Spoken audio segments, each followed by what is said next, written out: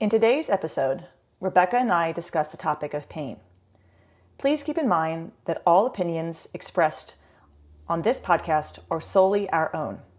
While we have extensive experience as strength coaches, we are not physicians, nutritionists, or registered dietitians. All information is intended for your general knowledge. Information provided by 5x3 Radio is not a substitute for medical advice. Thank you.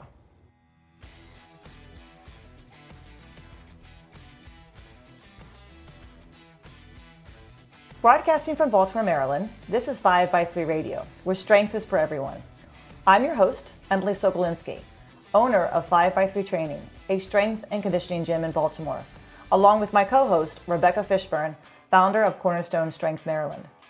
Each week, Rebecca and I will discuss the ins and outs of strength training, why there is a no one-size-fits-all approach, and why strength is so important in our daily lives.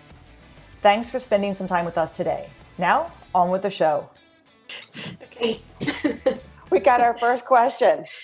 Not sure how I feel about that. It's exciting. You know I hate the way I sound. And if you got a question, that means somebody's listening. That's what I mean. We got a question. So I'm going to pull this. I'm going to go ahead and pull the Instagram thing up because I don't want to mess my phone up. Somewhat petrifies me. Getting sweaty armpits just thinking about it. Listen to us. Yeah. Topic suggestion. So you've laid down a foundation of strength. You aren't interested in competing or packing on more weight in order to lift bigger numbers. Now what? Is there such a thing as maintenance? I mean, it's a good question. And Diego said that's a great question. And it lends itself to a whole podcast in itself. Yeah. So we talk in our programming lecture we don't really talk about it out in our camps, but when we did the programming lecture back in February, when we had the whole thing on just programming, right? I mean, Diego does say, most of us, and I said this to you in my text, most of us are going to be intermediate lifters the rest of our life, right? I mean, once you get out of that novice phase, or people come in and I've been doing starting strength or I've been training, for like 3 years. I've been doing the novice linear progression for 3 years. No, you haven't been. And that's okay. That's okay. You think you have been. So most of us are in that that kind of limbo area of we started training. We did about 4 or 5 months. Things got heavy. Then maybe we set our weights and we started going again. And now we're just kind of like, we can't add 5 pounds anymore, more. And unless you're competing, as the person says, unless, you're not interested in competing, unless you're interested in powerlifting or, becoming a weightlifter, you're going to be kind of going through various programs off and on, getting a little bit stronger, having a little bit, having some setbacks, as you said, going through seasons. Yeah, because I also think like, even if for the majority of people that I think you and I work with, some may have some clearly defined weight on the bar based goals. Right. And they're working very hard to reach those goals. But Exactly. The majority of people that you and I are working with are lifting so that they can be more durable, so that they can be more confident in their regular life. It's the means to an end. It's not the end all be all. Yeah. They're lifting to live, not living to lift. Yeah. And so they may have other sports or other interests, and those cycle through their training and influence their training as well. The older we get, the harder it's going to be for us to make progress. It's going to be slower and steadier, but we can make progress. I think, the idea of always getting stronger, sure, you can always get stronger. It just is going to take a lot longer, and stronger can be, other weights feel better. You're doing more reps. You have more stamina to get through more sets. I mean, that I kind of look at everything. I'm not just focused on that weight that's on the bar. So I know we really, we kind of addressed this, but I think that this topic lends itself to like a whole podcast in itself. Yeah. So sure. I think that'll be something in the future. So thank you for that question, Instagram follower. It's exciting that we got a question. So we definitely will address that in in another podcast. Do you want to add anything to that before we move on to the topic at hand? I'm good with that. Okay. So pain is what we want to discuss today, and we're not going to get into everything, obviously, but Rebecca and I have thought this would be obviously, a good topic to address. It's something that is always on people's minds. Always comes up. Yeah. Always. Where to start? Where to start with talking about pain? There's so many avenues we can begin with. I don't know about you and any injuries that you've had in the past, but of course my back pain was what was the catalyst for me beginning this program. In your case, did you have an injury? Was there anything that, or over the years of training, have you had any injuries that you can think of that have kind of weighed on your mind off and on? Oh, well, I got a crappy knee. Yeah. And I mean, I was kind of thinking about that. I don't know if you want to tell your back pain story first, because that's sort of more a driver of why you got involved in barbell training. Yeah. Like my knee injury is something, it happened when I was skiing. It's aggravated by a history of being a runner. Mm-hmm. It wasn't a motivating factor in my getting involved in barbell training. Sometimes if I'm doing like a heavier volume of squat or a higher intensity squat, it'll bother me. My knee will bother me the next day, but it doesn't, it's like I've got arthritis in my knee.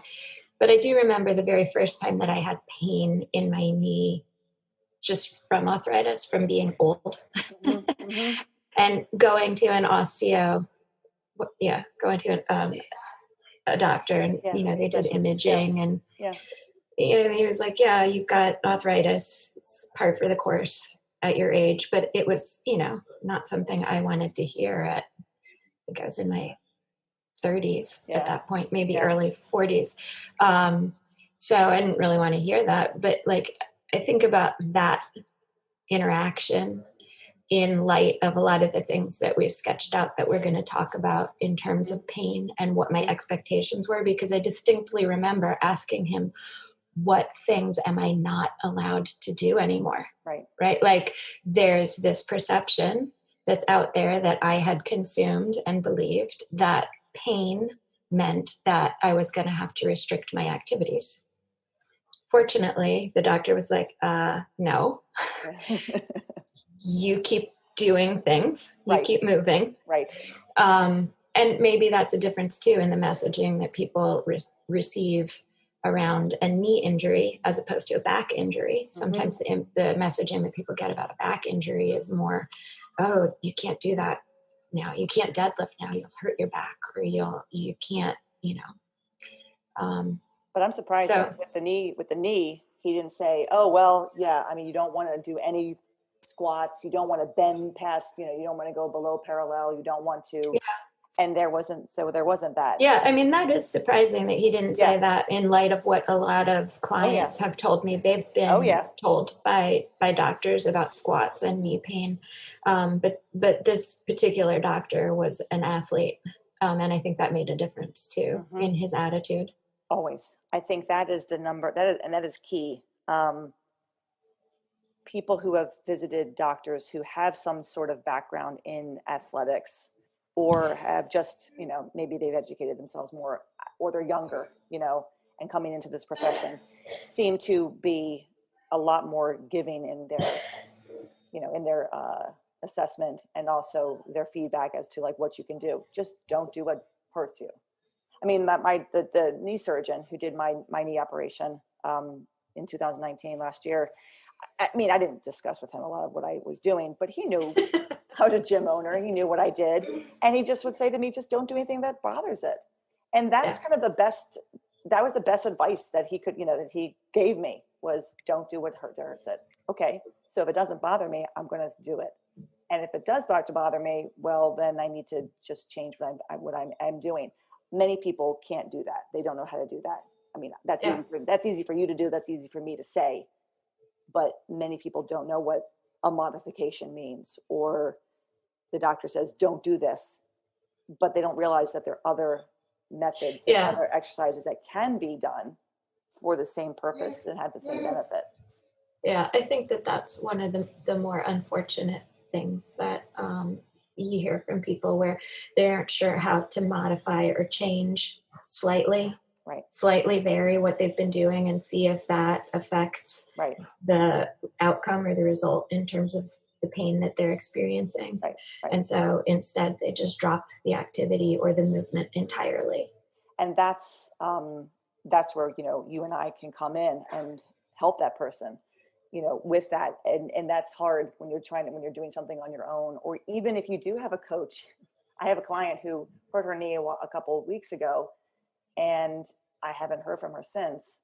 And I emailed her and I said, haven't seen any, you know, videos lately. Is everything okay? Oh, I hurt my knee a couple weeks ago. So she's started training with me. Her husband trains with me, and she also does horseback riding. So she just basically stopped everything. Oh. Started doing yoga, because yoga will fix things. And my email back was... Wait, so I think you need to clarify that you're saying that facetiously. Yes, I'm saying that facetiously. People have that idea that yoga fixes things. But one of the times that I most injured my back was doing yoga. Yes, yes. It is not yoga, stretching. That we could have a whole podcast on stretching, so I'm not going to go into that. But I said, my email back was, sorry to hear about your knee. I can help you modify everything with your training. Right. You can probably still bench. You could probably press. If you can't lock your knees out, your knee out, and I know that because with my knee surgery, I could not lock my knee out for some time, and that was really, or even before my knee surgery, I could not lock my knee out, and that killed my overhead press, right? So what do? You do seated presses. You know, can't squat, that's fine. Or maybe you squat to a box. You squat as high as you can where you don't have any knee pain. If you can't deadlift from the floor, that's okay. Bring the deadlift up. Squat as low as you can with no knee pain. Yeah, exactly. Squat as low as you can with no knee pain. So I'm like, oh my God, I have all these modifications. That's what I'm here for. Yeah. Icing is fine. Icing is fine. Movement is better. Walking is great. More movement is good for the body too. I mean, I always say you have two arms and another good leg. You know, we can make this work, and it's going to make you feel better too. So it was really, I kind of felt, I was upset that she hadn't contacted her coach. And I'm calling her out on this podcast. Yeah, I was just wondering about that. I hope she's like, I don't know. I was like, you know that I can help you. And that is the thing with, you know, with any kind of pain. So you talked about your knee pain. So my back pain, I'm going to be very, very quick with this. Basically, yeah, I want to see this. Years of dancing caused my back to obviously degenerate, right? So I have degenerative disc disease. I've got severe arthritis in my back. I have herniated discs, yada, yada, yada. That's all from years of dancing, modern dance, not very back, you know, loving. And 10 years ago, I really had a horrible back episode where I couldn't move for almost a week. And I was on many, many drugs. And I walked into my doctor's office after I finally could move, and she handed me a prescription for a back brace and for more physical therapy. And this had been 5 years now of dealing with this issue. And I was done with physical therapy, and I wasn't going to put a back brace on at age 35. So what did I do? Once the pain went away, I started to actually follow a strength training program. Diego had started strength training in May or April of that year, told me my back feels so much better. You need to try this. And in 2 months, it was kind of like, what back pain? And I know that sounds like, oh, wow, you know, you fix yourself in 2 months. I didn't fix myself, but I progressively did a program that made me add a little bit of weight each time to my bar. I worked on I focused on just those exercises and kind of, you know, canceled everything else out. I wasn't dancing still. I wasn't messing around with that. I just focused on getting stronger and trying to move in such a way that my back would start to feel better and also get stronger, you know. And by the following year, I joined another dance company, and I was now 36, 37, something like that. So here I am a year later, after really having like debilitating that right? Did I say that right?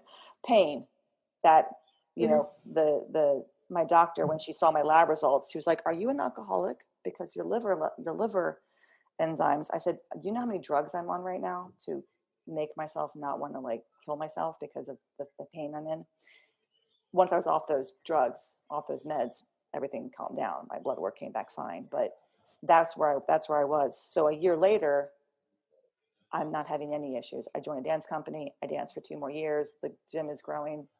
Well, fast forward to now. Have I had ups and downs over the past 10 years? Absolutely. Have I had anything like I had 10 years, prior to that, to strength training? None.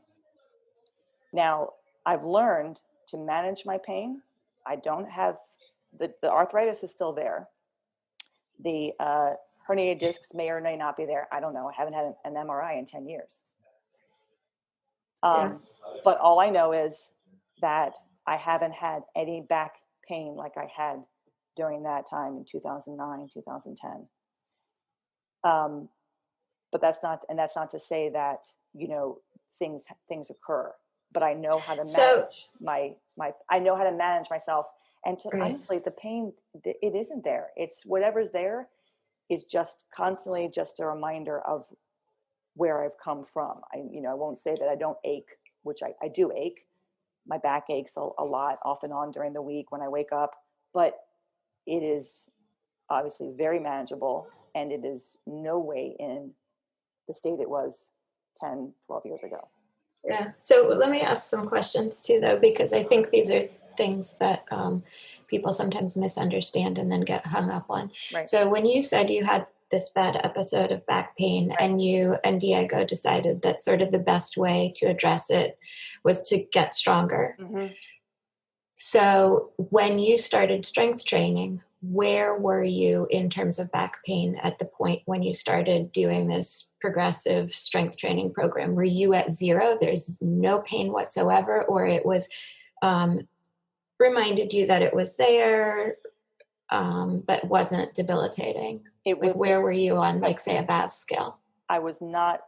By the time I started, this was probably July 1st. So end of May of 2010 was when it happened, and that month of June was hard because the pain was still quite intense. I mean, I remember driving out to Ellicott City, which is a 45-minute drive from Baltimore, to teach to work, because I was a school director Mm-hmm. at a dance studio, and I couldn't get out of the car. So that's June. You start strength training in July. Right. Between June and July, did your pain completely disappear, or was your back still painful but manageable? I'm trying to remember this, because all I can remember is by August, I'm picking up, I'm deadlifting 185 pounds, which, after starting in July, and I'm pain free. Like, I had video of me deadlifting wrong too, by my standards, watching a video of me deadlifting, and by my current standards, it is like painful to watch me pick up that weight. It's 155 pounds. And the bar is like 3 inches away from my shins. Right. But yet you see me pick it up, put it, and it's like, it looks like nothing. And this is, I couldn't sit up. I couldn't feed myself in May because my back hurt me so much that so it literally was, once I got out of that acute pain, that was June. All of a sudden I started to train. It became quite clear by August that pain had gone from a 10 to a 2. Yeah. And it wasn't coming back. And I think part of it was like my brain was like, I'm done with this. I got to try something else. And if this doesn't work, then I'm screwed. How did it work? How did I go from 3 months throwing my back out to now doing this? And it's like, what just happened? What changed? Yeah. Because I guess the thing I'm thinking of that oftentimes people fall into, unfortunately, fall into believing, is that in order to start the strength training, the pain needs to be completely gone. And Yes. there's No. it Yes. it doesn't really work like that. Like Nope. pain isn't on and off. It's Yes. more like a dimmer Yes. switch. Yes. And so if the pain has dimmed to a manageable place, maybe like a 2 out of 10 on your VAS scale, then maybe, that's a good time to try and start training, or That's add exactly it. movement, or Exactly. it's not going to be like you're going to wake up one day after not doing anything for your back or your knee or wherever the pain is, and just it's automatically going to be gone. Yeah. It's maybe going to be better than it was, and sitting and waiting until it's 100% better is self-defeating. Yeah. No, once I could walk, honestly, like once I could walk, once I could get up off the floor, that after that week, I took a walk. I remember my mom coming down and we took a walk to Subway, from my house. That was huge. But once I could do that, I got in the car and drove to teach a class. Now it was painful. I mean, I couldn't get out of the car. I didn't know how to move my body to get out of the car. I mean, a lot of times was me spent holding on to that, holding on to the, what's it called? Like the emergency handle or whatever, in the car, Yeah. and prying and pulling myself out that way, and then getting in the same way. So the month of June was spent with me learning how to move in and out of the car, out of, sitting down, standing up, but at the same time, getting back into the gym to do something. And the month of June was spent basically moving my body back into, some type of, normalcy. July was when I started actually putting weight on my back, squatting and benching. June was just, okay, am I feeling better? Am I feeling well enough to kind of, start to really take the next step? But it was only maybe 2 weeks after that back incident that I started to move again. I couldn't sit around. I knew that wasn't going to be the solution. Yeah. But definitely, was I in pain as I started everything? Of course. I was just kind of trying to monitor it. And little by little, it got better and better and better and better. Yeah, and I don't mean to suggest that people should be starting with strength training when they're in acute pain. That's No. not what I'm trying to say, but No. I think that a lot of times people are under the false impression that they have to be experiencing zero pain before they can start strength training. Yeah. And what you're describing is what happens oftentimes for people, is that they start doing controlled, progressively overloaded strength training movements in a very closely monitored way. Yes. And they find that actually their pain starts to decrease. Yes. And that's another thing that's really great, I think, about strength training, is that it's a controlled motion. There's nothing random about, hopefully, there's nothing random about how you're moving. They're going to be cookie cutter movements each time, the same movement pattern, and they are the same movement patterns that people use in their regular life. Yep. So now what makes my story a little different, and I want to be clear with this, and for most people this is not the case. My back issue came from dancing. I was in the gym, I was doing stuff in the gym, but I wasn't working with I wasn't strength training. I wasn't using the barbell. I wasn't deadlifting. I wasn't squatting. I wasn't pressing. I was doing machines. I was doing a whole bunch of stuff. I've always been a gym rat. My injury came from dancing. My injury came up from years and years of just the same, overuse of my body. Many people injure themselves, might have an injury doing a sport or a lift.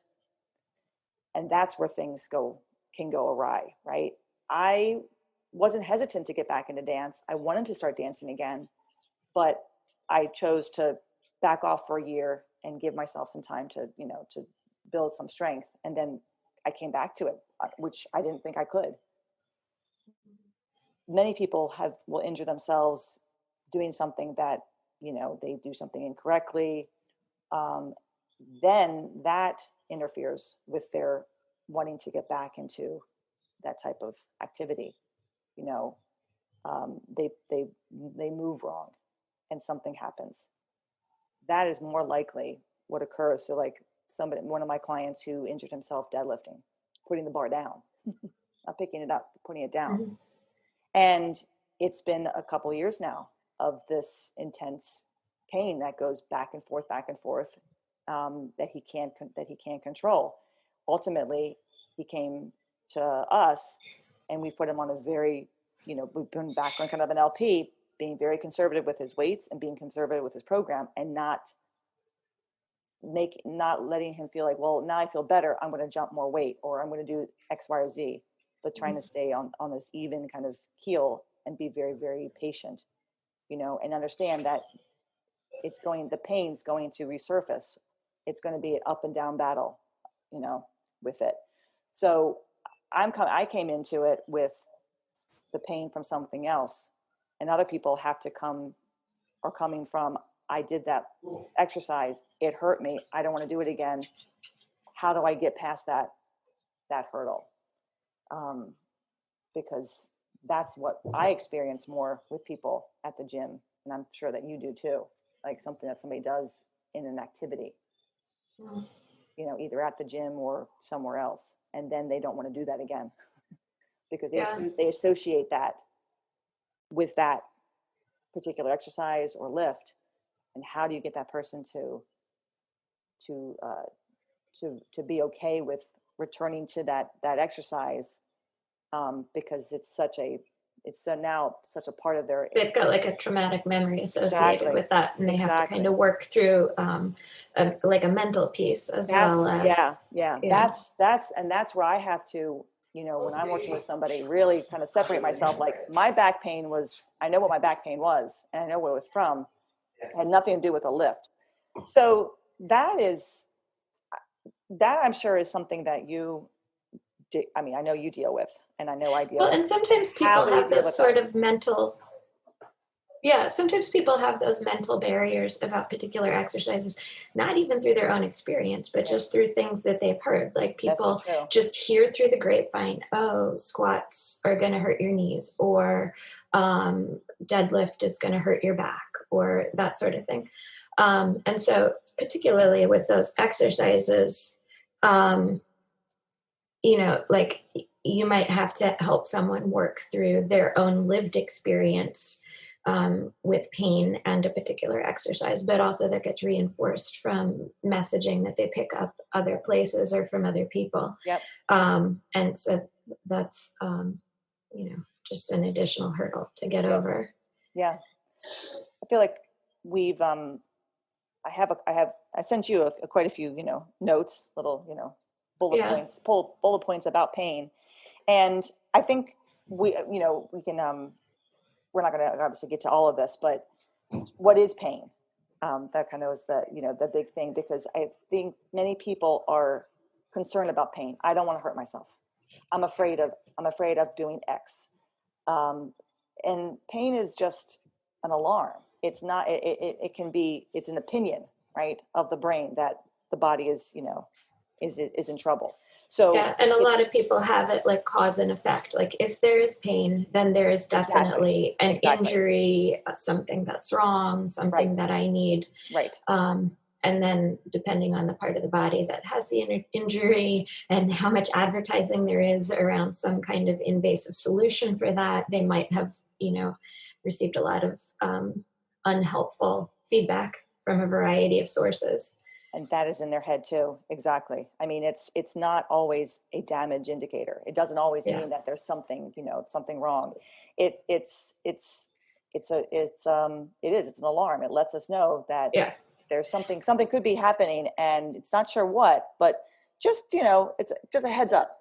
Yeah. I mean, I like that analogy of pain as an alarm, because if you think about it as like, the fire alarm in your house. Right. Plenty of times the fire alarm, the smoke alarm goes off because somebody's not good at cooking. Right. And so there's something that's not quite right, but it's not like the house isn't on fire. Right. There's, it's not the same. Right. The sound of the alarm is the same, but what's causing the smoke alarm to go off could be vastly different. Yeah. Yeah, exactly. Exactly. And I think people are always, I mean, when people come in and they say, I'm afraid to, or I'm concerned with, I said, how can I say, well, why are you here then? I don't look in terms of I'm afraid to do, or I'm concerned I'm going to hurt. And that will, if we have already a preconceived notion of doing something, we're going to have pain. I think Because you find what you're looking for. Exactly. We always will. Yeah. We'll find a way to find. We'll find it if we want to. Um, you know, there was an example. Breaking a leg, but you break your leg, but it doesn't hurt once the cast is on.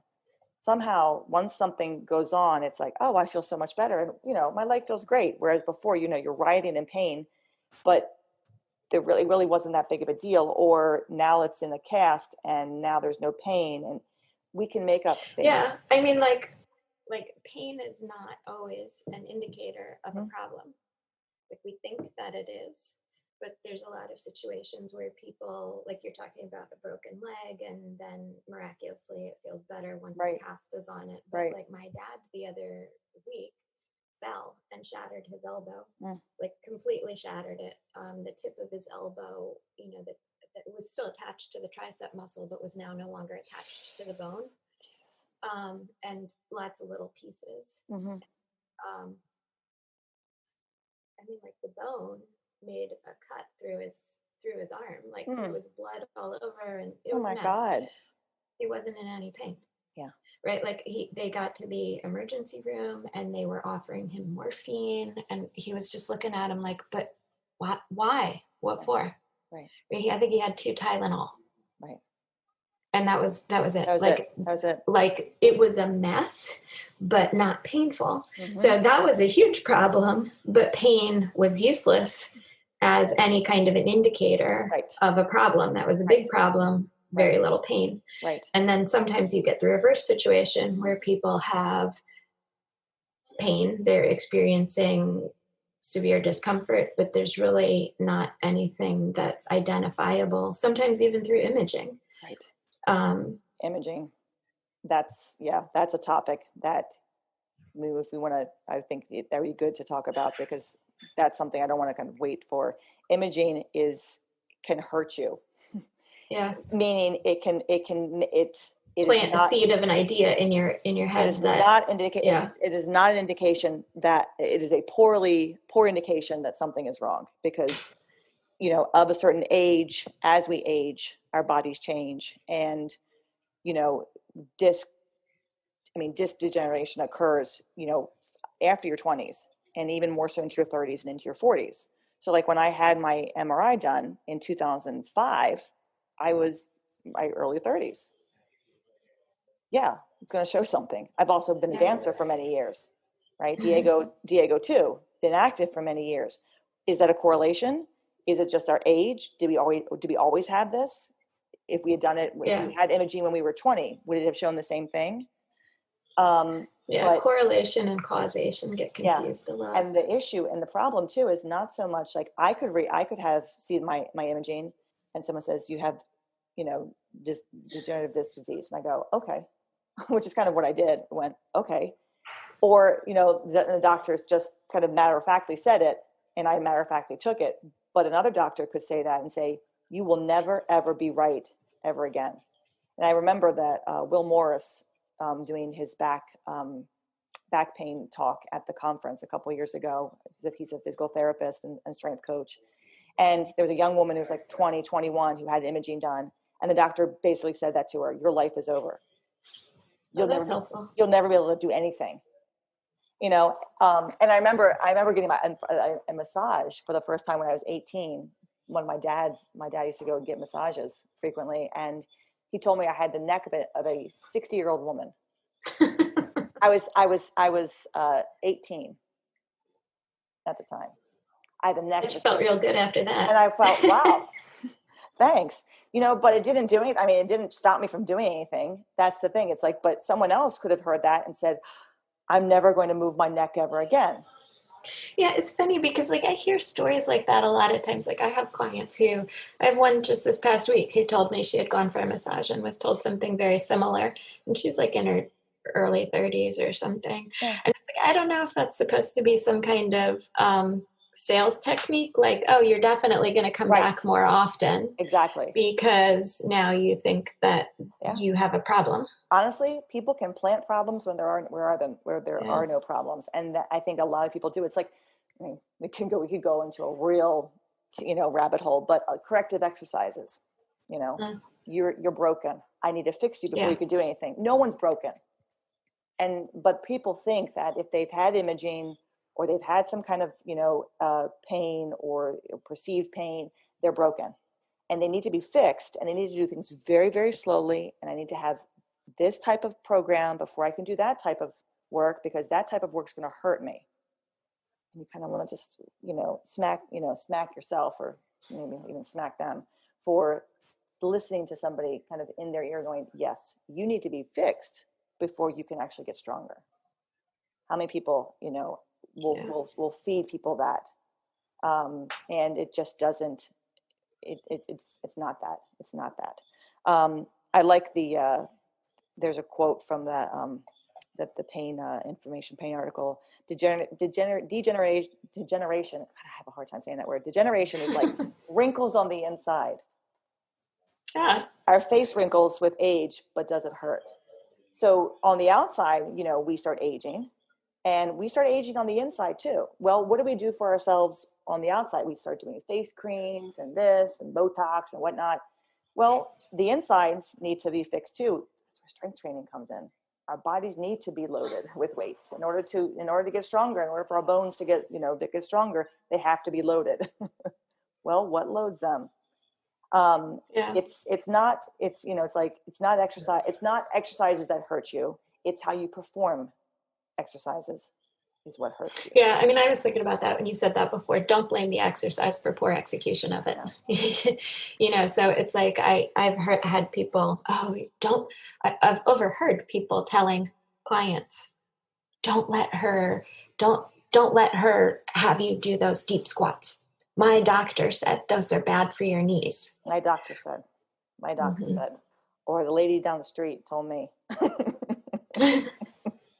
Like my cousin's girlfriend's mother said, I went to a doctor. Yeah, it's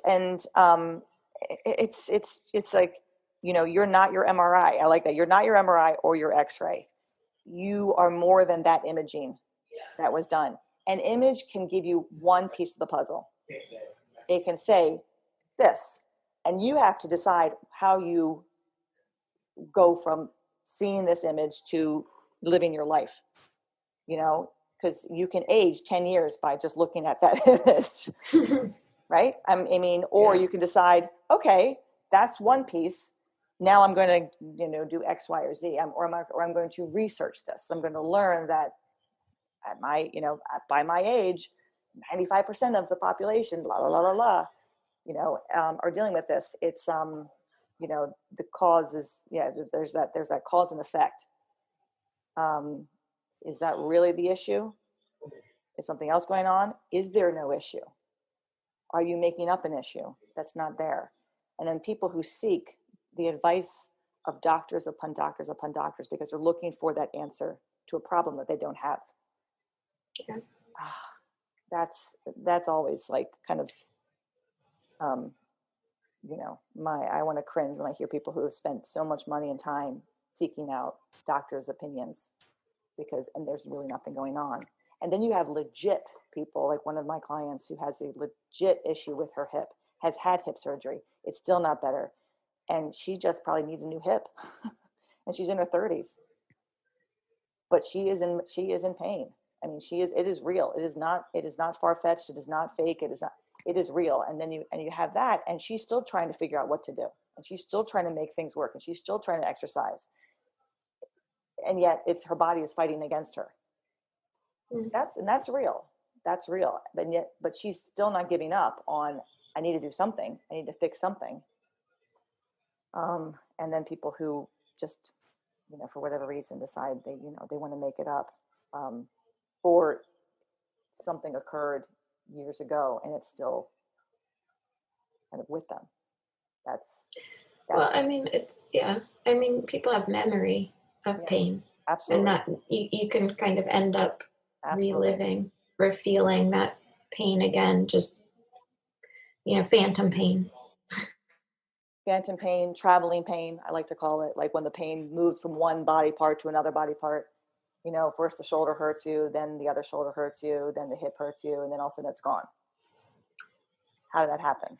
Well, you slept funny one day, or you moved funny doing something else, or so the traveling pain. When people talk about the traveling pain, I go, oh, good, the traveling pain. It's pretty much going to be gone sooner or later, and then it is, and the person never even talks about it again, because whatever was happening or going on, and a lot of it can be stress, and this is something that is huge and going on right now with many of my clients. Yeah. Between the pandemic and the election and life and everything, they are, their bodies are hurting. And I'll just say to them, it's stress. Most likely it's stress. Remember you told me last week, X, Y, or Z, and they're like, oh, I didn't think about that. Yeah. And it's manifesting itself in your body. You're worried about that person who might be sick, who might be testing positive. You're worried about this, a coworker. One of my clients had a pretty bad bench day. And she's like, I don't know what's going on. That sucked. I said, remember what you were telling me about your coworker who might have tested positive, and then she did. and now they're telling people to not worry about quarantining, but you're not. I was like, you don't think that's kind of like manifesting itself in your body right now? Oh, I didn't think about that. You have to think about that, because it's something you can't see. Well, I mean, yeah, and we're not machines. Like, no. We don't respond. I mean, that stuff all has an effect. And I guess, the talk that Nick D'Agostino gave, like, I like the analogy that he used of the bathtub. Mm-hmm. Right? Like, the bathtub holds a certain amount of water, and everything that you put in it, that is a stress. Sometimes sometimes it stays within the tub. So, like, stress from COVID scares, stress from work, stress from family, then the stress from the exercise, right? And if normally the stress from the exercise is something that would stay within the tub, but you've also put in the water that represents the stress from all these other life events, well, sometimes the water overflows the tub then. And it's not necessarily the exercise, it's the compound effect of all of those different stressors and how much the tub or how much your body can handle before you get some kind of response that you interpret as a pain experience. So there's only so much people's bodies can handle. It's true. I mean, the same person who's bench. We think we're machines. We think we can just, Yeah, no, the same person whose bunch was, didn't feel so great the other day has had back pain for a couple of weeks. She couldn't figure out why her back was bothering her. And then it would, she'd come in, she'd feel great, we'd train, then the next day her back would hurt her. And she didn't come in one day and this and that. And then it comes to find out that, work is really stressful. Her coworker might be sick for COVID. Sure enough, tested positive. Sure. I mean, so all of a sudden, all this kind of, guess what? Her back pain's fine now. It passed because the coworker had been tested. The coworker was positive. That stress is now over. Okay, the thinking about and wondering if that. And it's like people's bodies hold on to that in ways like the explanation or the situation that happens that people seem, when I'm talking to them, seem to understand most easily is like people get stressed out, you get freaked out, your shoulders come up into your ears. Totally.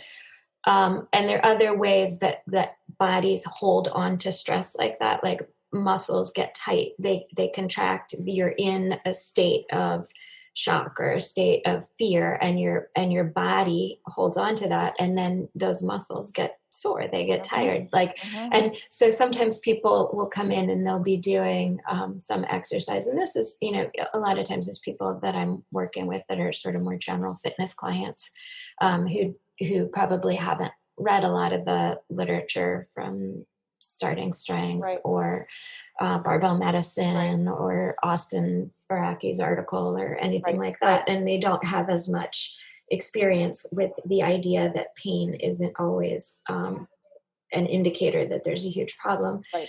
But, I can they're doing an exercise and I'll be like, get your shoulders out of your ears, drop your shoulders. And then they'll realize and they'll be like, oh, I have been walking around with my shoulders up tight, right? That's where I guess that expression comes from. Right. Yeah, no, I mean, the way we will change our posture. We'll change our bodies in order to not hurt. And if we're stressed, we might, we're all hit in different ways. My mother, it immediately goes to her back. And that's for a lot of people, right? Her back flares up. She's done nothing. It doesn't hurt from anything she's done. It's worry. And my mother worries a lot. In fact, I got her the worry dolls for Christmas. It's okay. I can tell her this because she doesn't listen to my podcast. But for her, it immediately goes to her back. For me, if I'm stressed, if I'm worried, my stomach. For about a whole week, I had such bad abdominal pain that I actually called my doctor to make an appointment because it never lasted that long. I go in spurts. Like once the blue moon, I'll get really hit with a bad abdominal pain. It usually comes around the holidays, and it's definitely usually around when I'm thinking about my sister. This was a whole week. I couldn't figure out what the hell was going on. And my doctor told me, she goes, it's probably stress. I was like, you know what? Screw you. I kind of should have thought of that myself before I made an appointment with you. She said, you've gotten to such a place where stress doesn't even bother you anymore. Like it does but you don't recognize it as stress because you've had so much stress in your life. But a lot of people don't, though. And a lot of people expect, they have to be busy all the time, or that busyness or, all of that is a sign of importance or productivity. And it's actually really a lot of stress that they're under on a regular basis. And it can be, expect that that's the normal state of affairs. No. And even Diego said, what are you worried about? And then my mom said to me, what are you worried about? I said, I'm not worried about anything. And then I thought, I've got a meet coming up in December. We've been hit with a 25% capacity. Are they going to shut more things down? And most of it too. And I love my members. I love them. I love all of you. But everybody coming up to me, asking me over and over again, are they going to shut us down? Are they going to shut us down? Are you worried about You don't know that answer. I don't know that answer. And you know what? Boom. Right into my stomach, right into my gut, and I'm a freaking mess for 2 weeks until I realize he's not going to shut anything down. And now that, our mayor made the announcement he made, my stomach's been great. I'm totally calm. Like I'm not going to be closed at all. But when you have people coming up to you constantly and you're constantly answering the same question over and over again, all of a sudden I'm like, oh my God, what if they do close us? What am I going to do? I've been telling people that I'm not going to close, but what if they force me to close? And then so all of you, it was very concerned. I know you were concerned about the gym, but you made me really stressed and you made me hurt my stomach to a point where I was doubled over in pain almost every day. Thank you, Emily.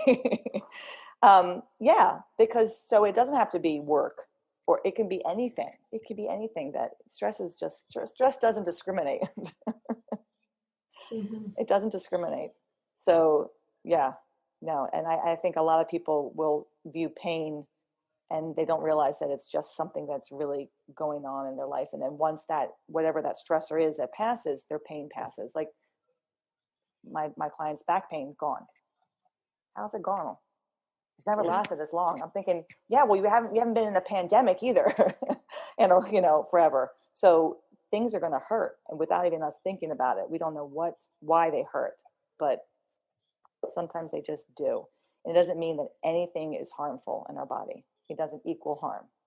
Yeah, I like that. Hurt does not equal harm. Hurt does not equal harm. I really like that.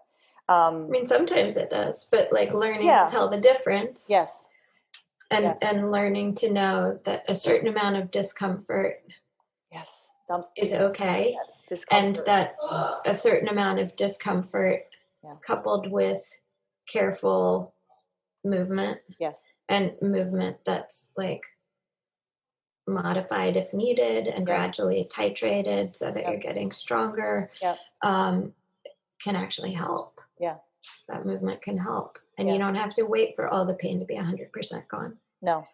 No, I Think of haven't. it as shades of gray. So it's Yeah. not going to be like, like with the dimmer switch, it's not going to be Yep. all on or all off. Yep. There's going to be, is it getting better? Is it trending in the right direction? Exactly.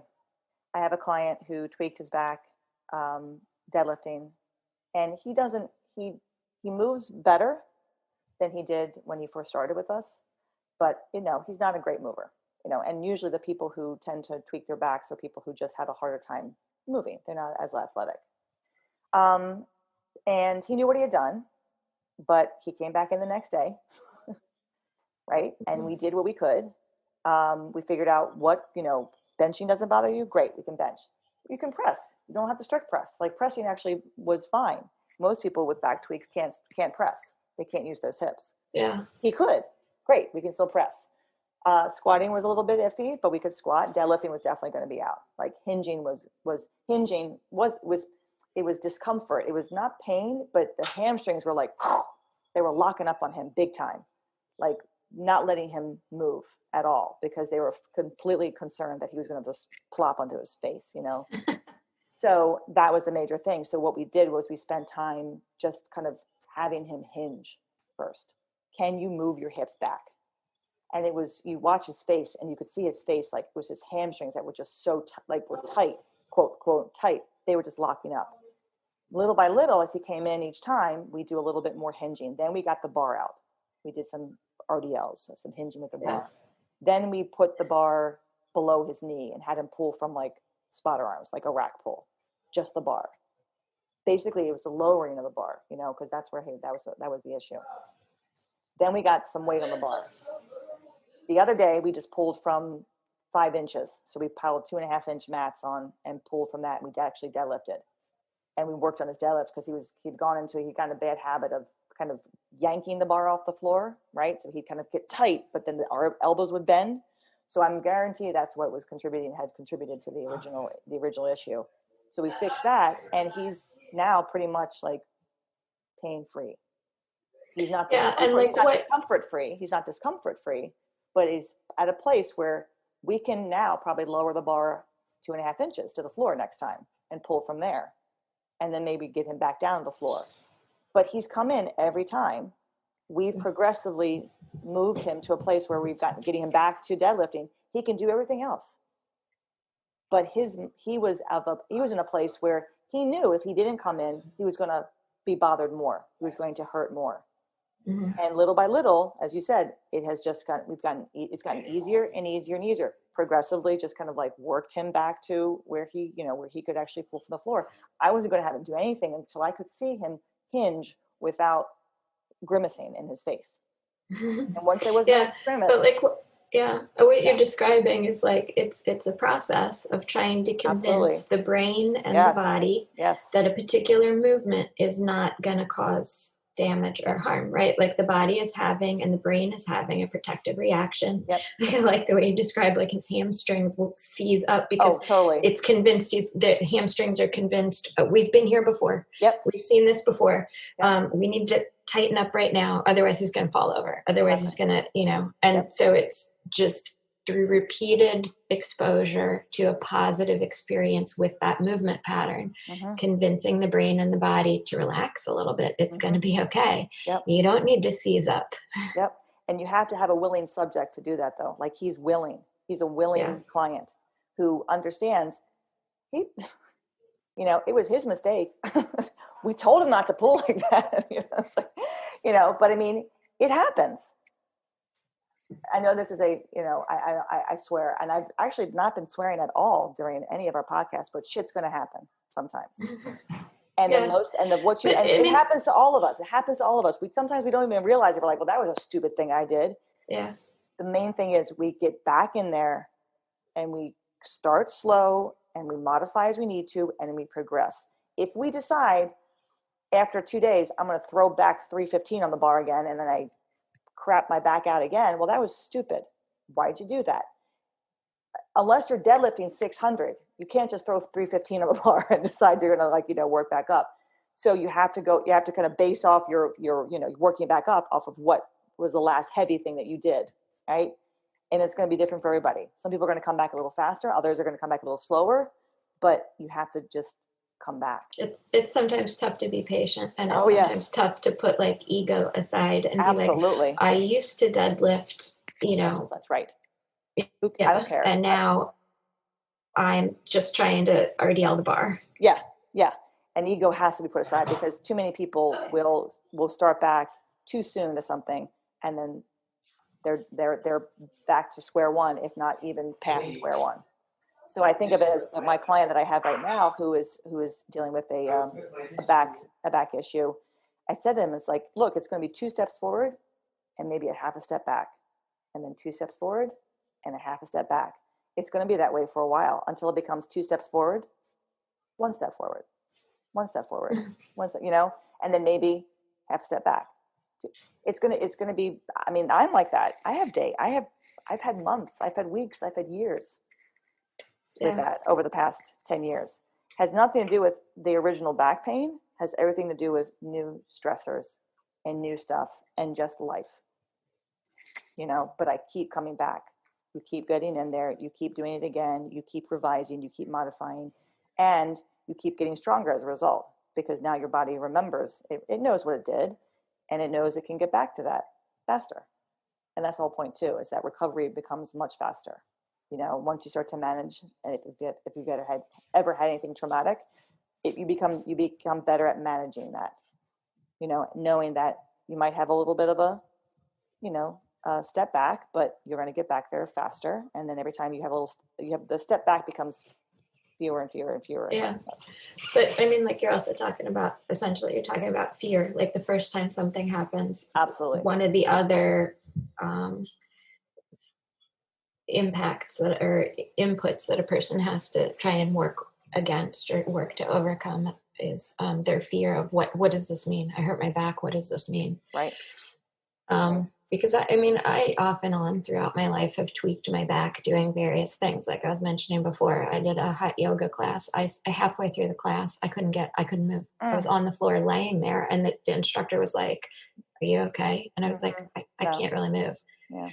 That was a bad time. Once I pissed my back off weeding.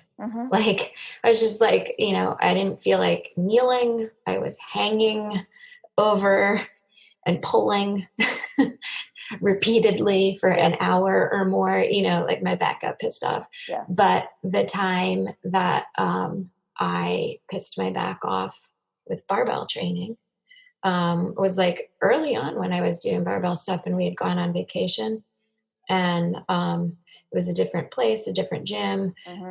I, at that point, more than now, tended towards wanting to do more rather than less. Like, making me sit during the rest between sets was something that, didn't come naturally to me. I'd want to do more sets, more reps always. And so it was a different gym, and they had different, different bars, different setups for accessory accessory lifts or whatever. I want to try that. I want to try that. So if I had just stuck to my program and not added in all the other stuff, I probably would have been fine, but I did way too much. Yeah. But because I had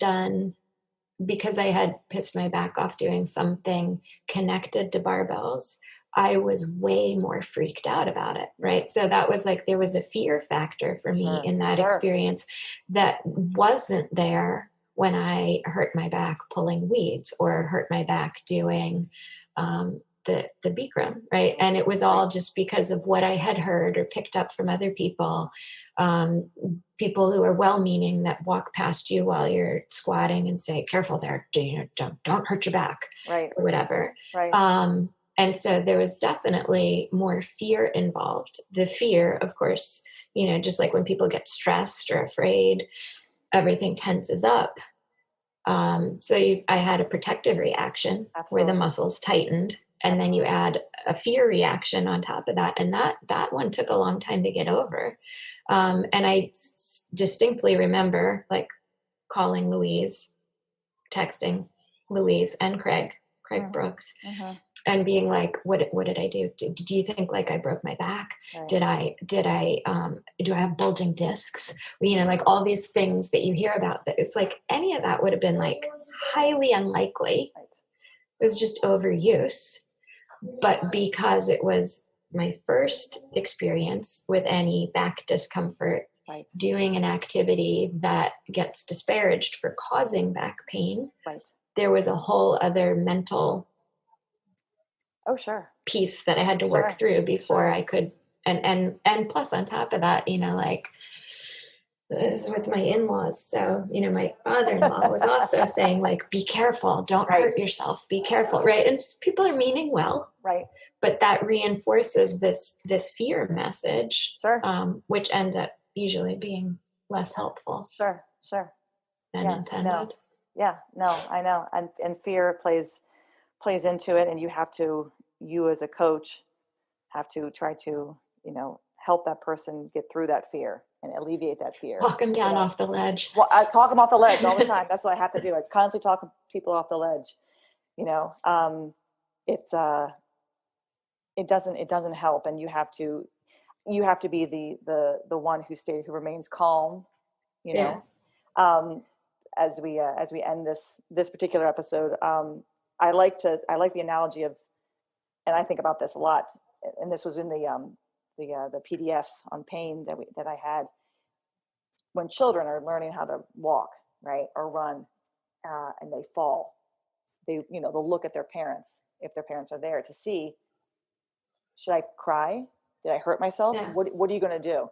And if the parent rushes over and scoops the child up, you know, and it's, are you okay? And the child's going to start to bawl, because obviously that is a bad thing. What I did was, I'm going to hurt myself every time I do this. My parents, their reaction, you know, if the parent doesn't react that way, and the child looks and doesn't see, and the parent says, you okay? Come on, get yourself up. The child will most likely get up and do it again, right? And then there are causes for when a child will hurt themselves, and you come over to you, oh, you okay? It's all right, you know. But and I feel like the same as a coach. Someone does something, they'll look to the coach, and the coach will say, you all right? You cool? You good? Anything? No? All right, let's go. It's that same reaction of, well, what did I just do? Did I do something that potentially was wrong or hurtful? No, I didn't. Okay, moving on. Obviously, there was no reaction. Or when someone comes in and tells me, you know, my knee is really bothering me today. And I say, okay, well, we're going to warm up, see how things feel. And let's see what you can do. And we'll stop where we stop. You know, I'm totally fine with that. And they go, okay. And then, you know, halfway through the session, and all of a sudden they haven't said anything. And guess what? I'm not going to say anything either. I very rarely, there are some cases where I will ask the person, how does something feel? If I know that, you know, this is a particular kind of client who I can say that, and they're going to give me an honest answer. Because there's also people who are not prone to disclosing discomfort or pain. Right. There's really people on both ends of the spectrum. People who overemphasize an experience as painful and traumatizing and debilitating, and people who, at the other end of the spectrum, have super high pain tolerance and can have like a real issue going on and not mention it. And that's the client who I will say, how's your knee? How's the shoulder? Right. And they'll say, oh, it feels great. But other clients who I know, it's up here, and I'm like, I don't say a word.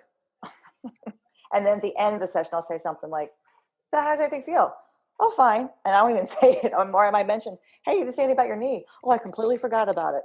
Really? Imagine that. You have to kind of know those two types of people, and so that you don't get, you know, caught saying to somebody, how's your knee? And they go, oh my God. And then I forgot. Right. It's killing me. Well, I guess we're going to stop now, you know, but because I can tolerate a lot of pain, and I have to be very mindful of myself for that, because I can tolerate a ton of pain to a point where then I have to have surgery. So I'm like, I can't deadlift from the floor, and I'm wrapping my knee with knee wraps, and I still can't squat to depth. I might want to go to the doctor and see what's going on. I have a meniscus that's completely torn from the bone. I better get that fixed before it does any more damage. So there's those kind of people like me, like you, who are like, I can get through this. And that's not the people that we usually deal with. Okay, that was a good start for our pain discussion. I think there's a lot more to talk about. I know that I have a whole part 2 about, what happens when we experience pain, and we can go into more detail about that. But this was I feel like a good beginning. Yeah. For this discussion.